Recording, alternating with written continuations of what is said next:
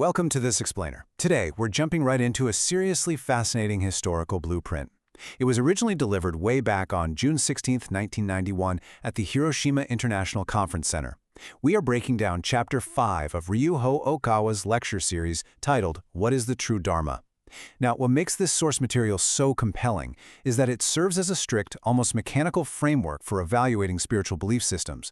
Whether you're actively studying religious history or you're just kind of curious about how massive spiritual movements categorize what is true versus what is false, this explainer is going to break down the exact criteria proposed in that landmark lecture. Okay, let's dive into this.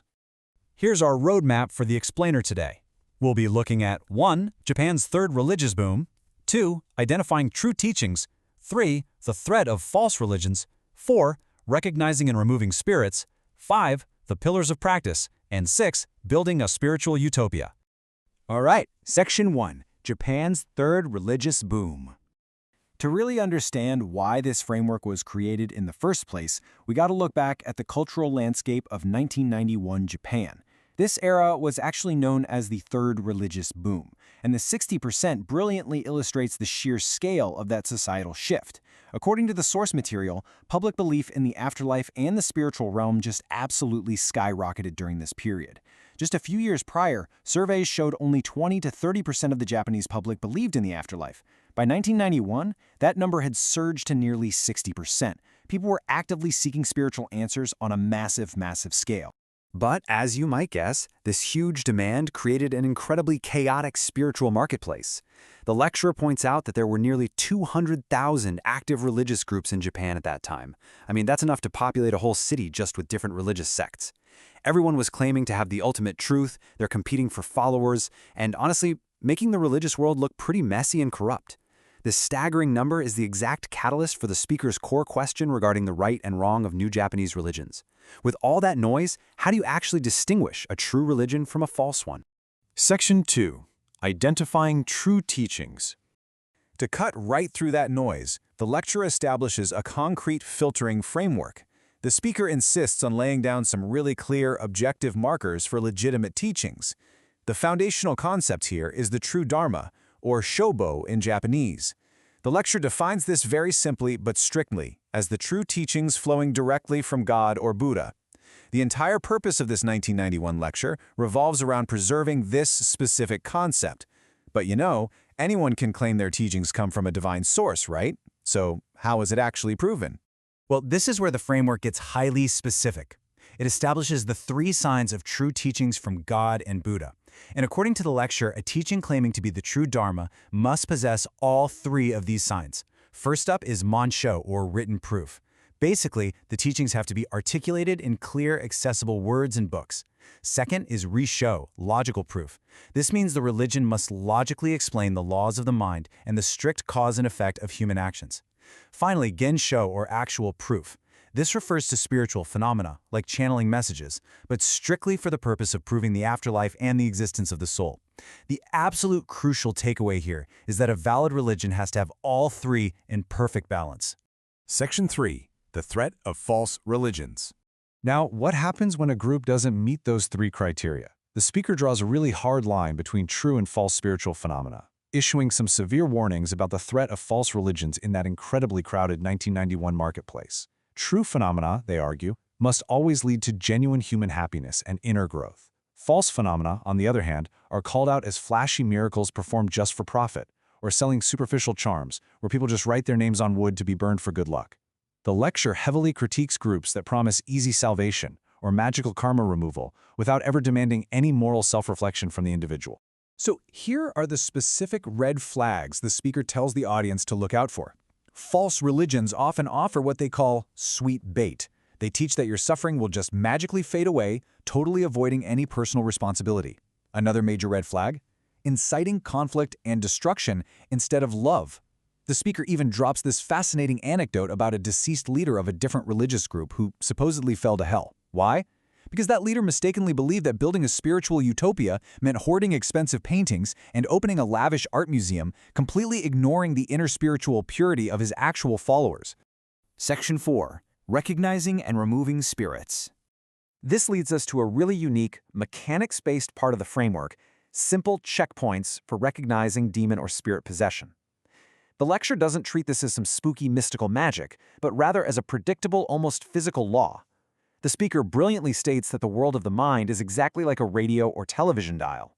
Spirit possession isn't random, it's simply a frequency mismatch. If your mind is filled with anger, complaints, jealousy, or a victim mentality, well, you are manually tuning your internal dial to a dark frequency, literally inviting negative influences right in. Because of this radio frequency logic, the lecture outlines a strictly self-reliant process on how to remove possessive spirits on your own. Step 1. Reject reliance on external exorcists. The speaker explicitly forbids going to gurus for magical removals, warning that you're just going to pick up worse energy.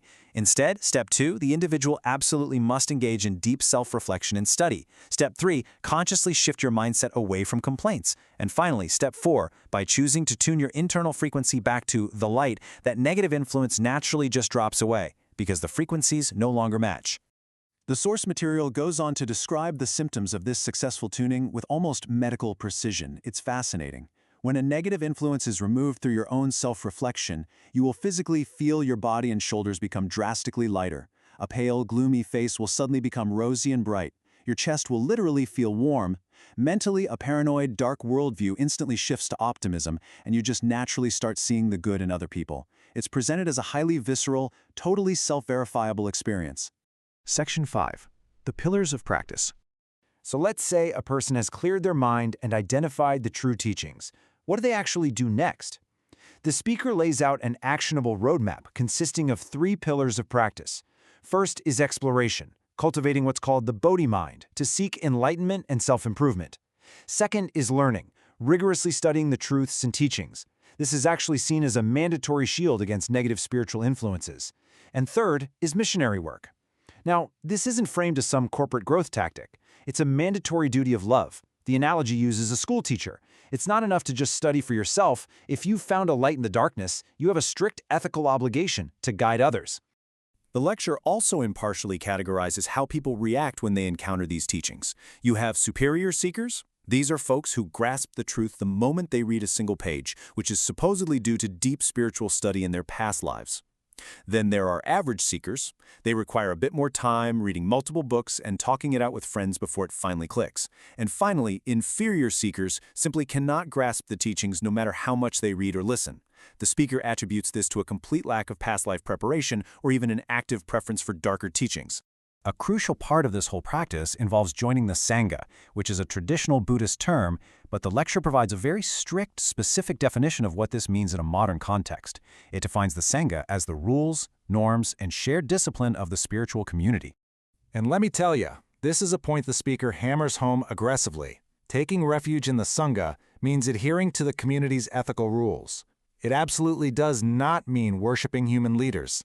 The lecture explicitly warns followers not to blindly submit to lecturers or branch managers or any organizational middle management. Worship is reserved only for the divine, while a community itself is bound together by a shared adherence to the rules. Section 6. Building a Spiritual Utopia. Let's zoom back out for a second to the ultimate collective endgame, the search for a righteous heart and the path to utopia. If everyone is practicing self-reflection and adhering to logic, where does it lead? It culminates in this genuinely beautiful idea. Utopia is born within the hearts of people. Only by gathering the inner utopias of people's hearts can a Buddha land unfold. The lecture concludes by defining utopia not as some physical place, definitely not as a wealthy institution or a grand museum, but purely as a collective state of inner harmony. If the individuals within the community can't create harmony and love among themselves, the speaker argues, then there is absolutely no utopia to spread to the rest of the world. Which brings us to our final takeaway. Now, while this framework was built way back in 1991 to combat a very specific religious boom in Japan, the core question is deeply, deeply relevant today. We live in an era of overwhelming 24/7 information where everyone online claims to have the absolute truth. So what is your framework? How do you demand logical proof, seek positive actualized results, and ensure that the information you consume demands personal responsibility rather than just offering you sweet bait? It's a provocative question to leave you with. Thank you so much for joining me for this explainer, and keep seeking the truth.